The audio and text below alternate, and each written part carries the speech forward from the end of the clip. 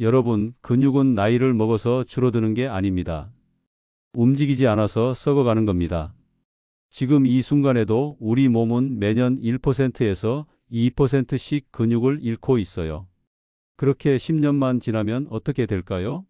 계단 한 칸 오르기도 힘든 몸이 되는 겁니다. 제가 현장에서 본 수많은 분들이 걷기 운동을 열심히 하셨어요.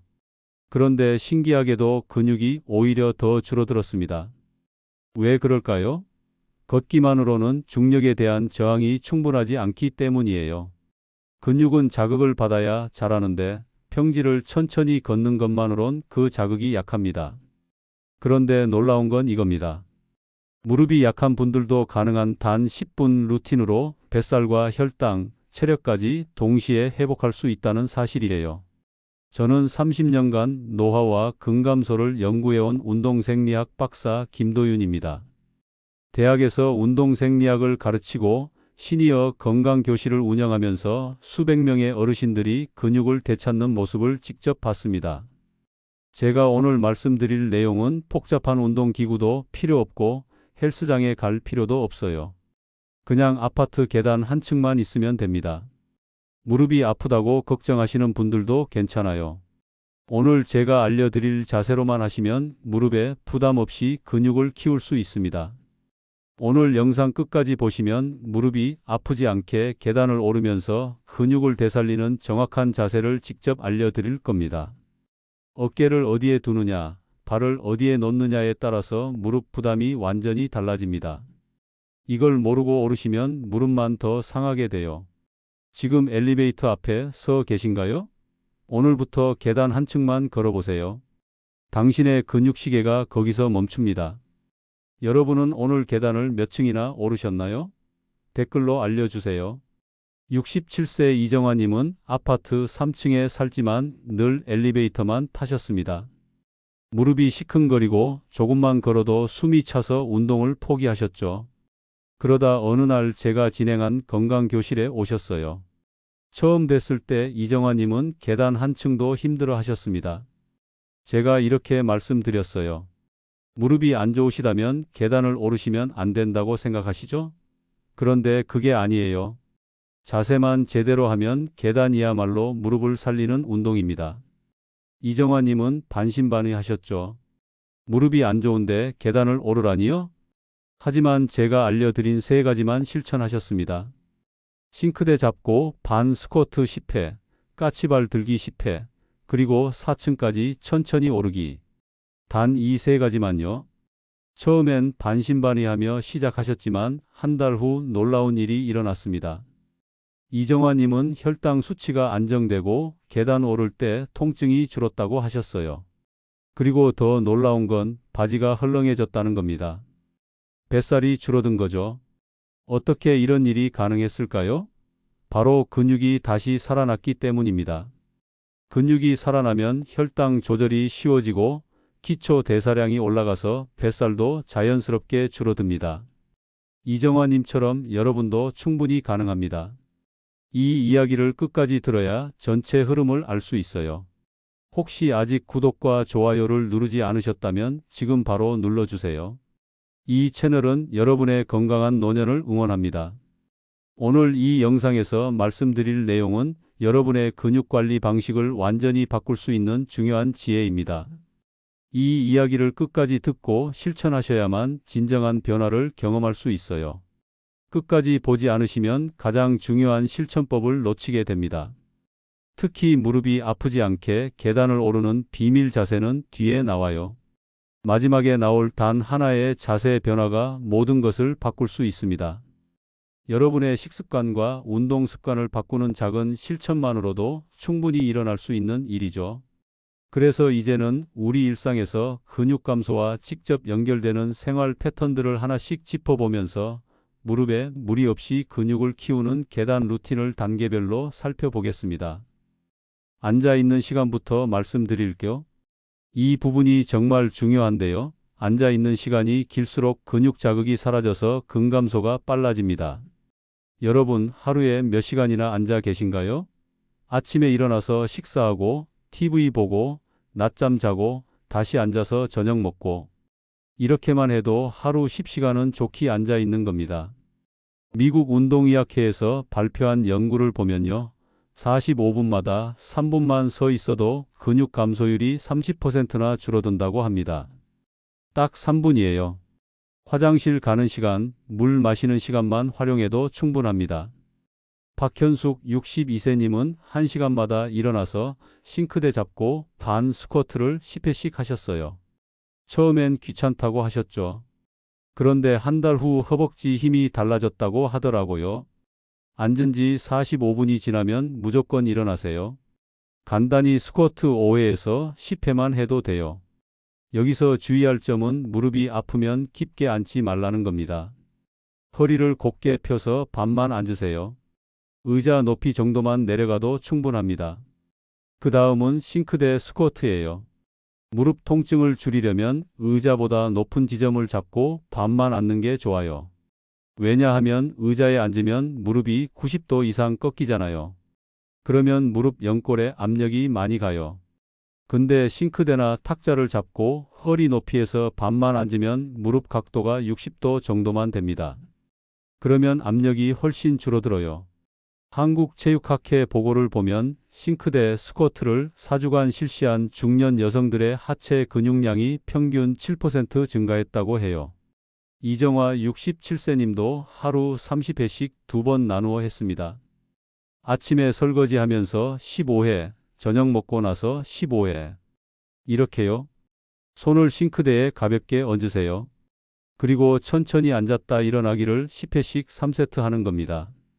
여기서 중요한 건 엉덩이를 너무 뒤로 빼지 말라는 거예요. 무게 중심을 살짝 앞으로 두셔야 무릎에 부담이 덜 갑니다.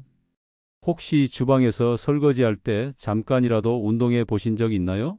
주방은 우리 집에서 가장 좋은 운동 공간입니다. 세 번째는 까치발 들기인데요. 이게 혈당 내리는데 정말 좋아요. 종아리 근육은 제2의 심장으로 불립니다. 혈액순환을 도와주고 특히 혈당 조절에 큰 역할을 하거든요. 종아리 근육이 수축하면 혈관이 펌프질을 하듯이 혈액을 심장으로 올려보내요. 그 과정에서 혈당이 근육으로 흡수되면서 혈당 수치가 내려가는 겁니다. 스탠포드 대학에서 진행한 연구를 보면요. 까치발 운동을 하루 100회 한 그룹은 혈당이 평균 15% 낮아졌다고 해요. 정영호 71세님은 TV 볼 때 10회씩 까치발을 들었다 내리는 걸 반복하셨어요. 그랬더니 다리 저림이 사라졌다고 하더라고요. 혈액순환이 좋아진 거죠. 벽이나 싱크대를 잡고 뒤꿈치를 천천히 올렸다 내리세요. 10회씩 3세트만 하면 됩니다.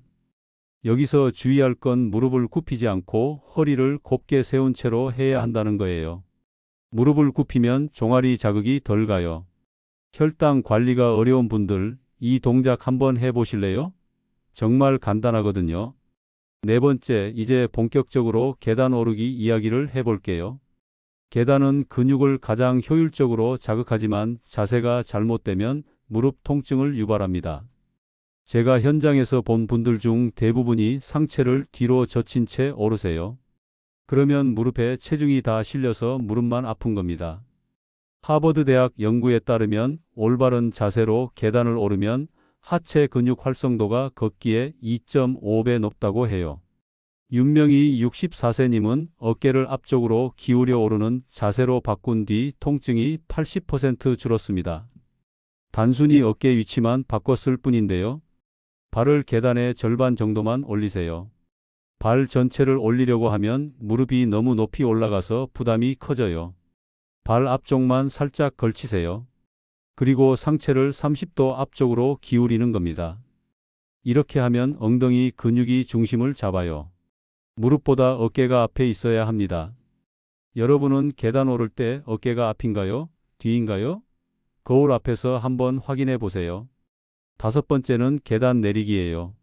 사실 내려올 때가 더 중요합니다. 올라갈 땐 근육이 힘을 쓰지만 내려올 땐 무릎이 충격을 흡수하거든요. 그래서 자세가 잘못되면 무릎 연골이 상할 수 있어요. 내려올 때는 무릎보다 코어 근육이 중요합니다. 배에 힘을 주고 천천히 내려와야 해요. 한국스포츠과학원 실험을 보면 상체를 세운 자세로 내려온 그룹은 무릎 부하가 40% 줄었다고 합니다. 이정화님은 이 자세 덕분에 계단 내리기가 더 편하다고 말했어요.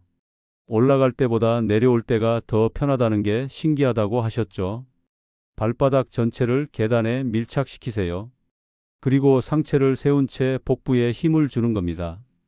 앞으로 숙이지 말고 시선은 정면을 유지하세요. 숙이면 무게 중심이 앞으로 쏠려서 무릎에 충격이 커져요. 혹시 계단 내려올 때 무릎이 더 아픈가요? 그럼 상체를 세우는 연습을 해보세요. 6번째로 호흡 이야기를 할게요. 계단 오를 때 숨이 차서 포기하시는 분들이 많아요. 그런데 호흡만 제대로 해도 훨씬 편해집니다. 올라갈 때는 코로 들이마시고 입으로 내쉬세요. 2계단 오르면서 숨 들이마시고 2계단 더 오르면서 내쉬고, 이 리듬을 맞추면 숨이 덜 찹니다.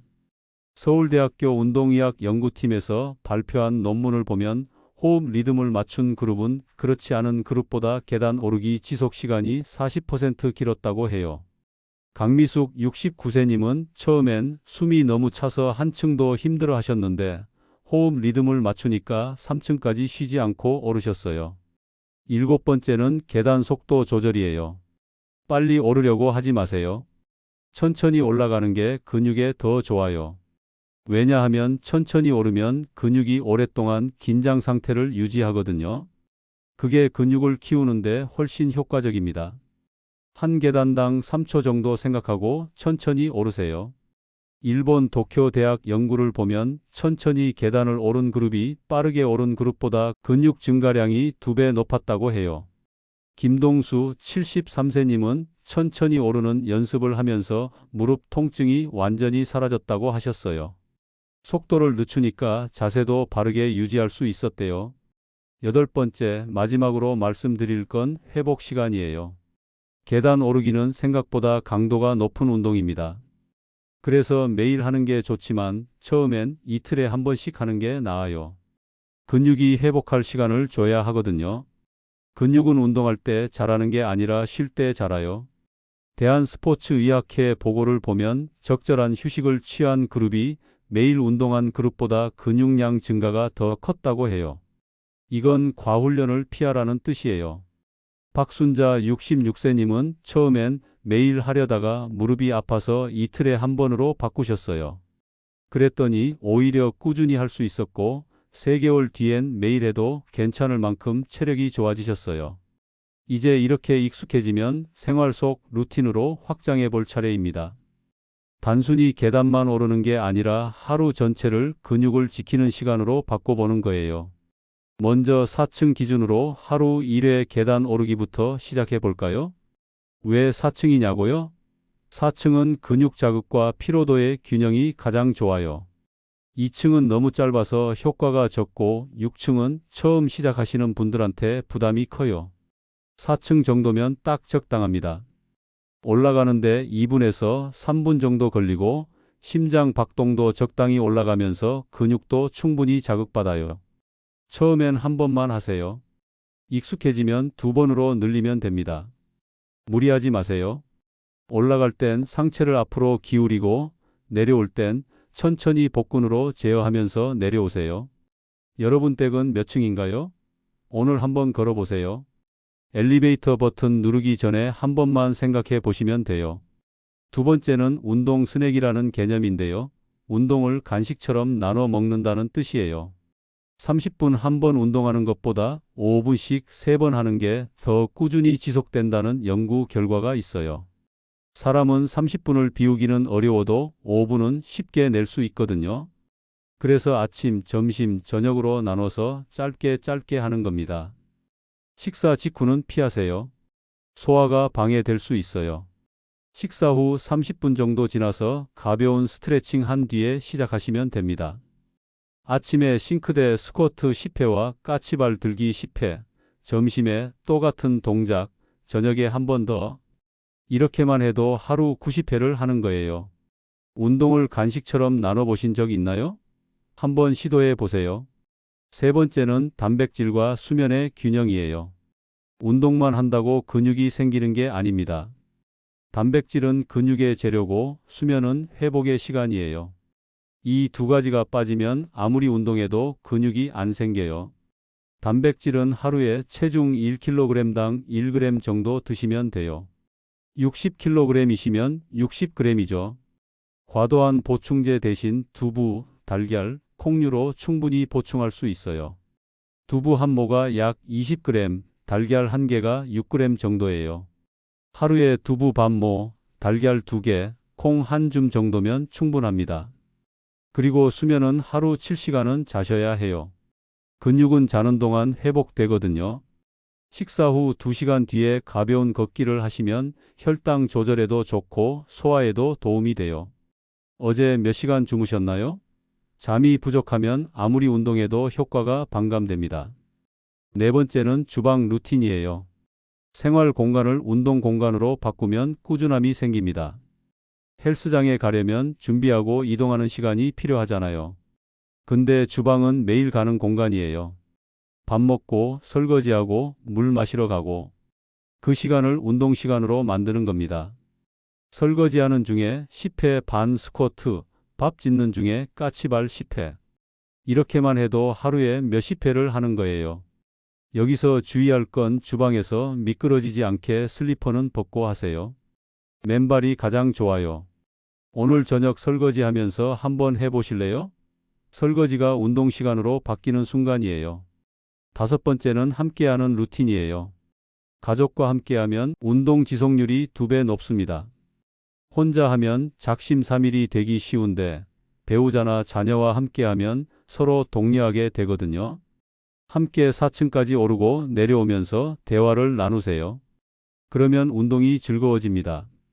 여기서 중요한 건 서로 속도를 맞추고 경쟁하지 않는 거예요. 누가 더 빨리 오르느냐가 아니라 함께 꾸준히 하는 게 목표예요.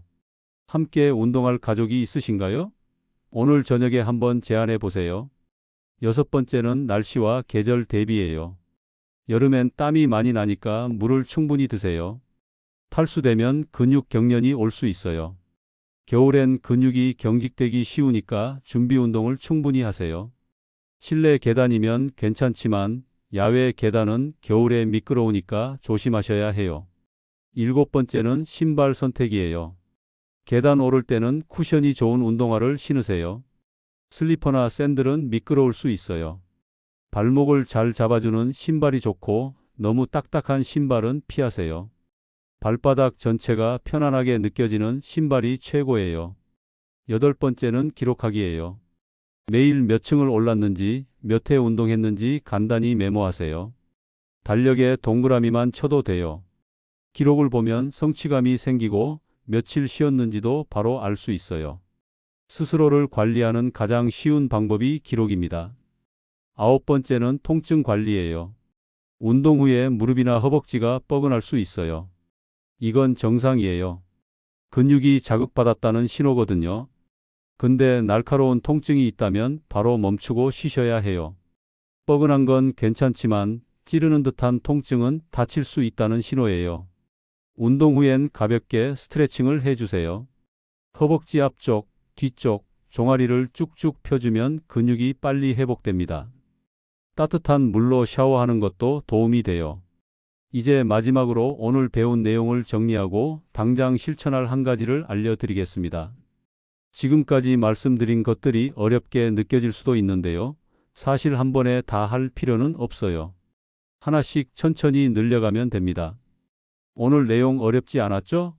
제가 30년 동안 수많은 분들을 만나면서 느낀 건 이거예요. 무릎이 약하다고 운동을 멀리하면 근육은 더 빨리 줄어든다는 겁니다. 그리고 그렇게 근육이 줄면 무릎은 더 약해져요. 악순환이 시작되는 거죠. 반대로 오늘 제가 알려드린 세 가지만 지켜도 근육의 시계를 되돌릴 수 있습니다. 첫째, 45분마다 일어나기. 이게 제일 중요해요. 앉아있는 시간을 끊는 것만으로도 근육 감소를 막을 수 있어요. 둘째, 싱크대 잡고 반 스쿼트와 까치발 들기. 이 두 동작이 하체 근육과 혈당을 동시에 잡아줍니다. 셋째, 하루 한 번 4층 계단 오르기.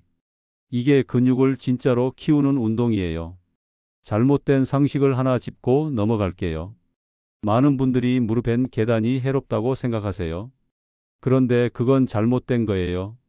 올바른 상식은 계단이야말로 내 몸을 살리는 약이라는 겁니다. 단 자세가 중요해요.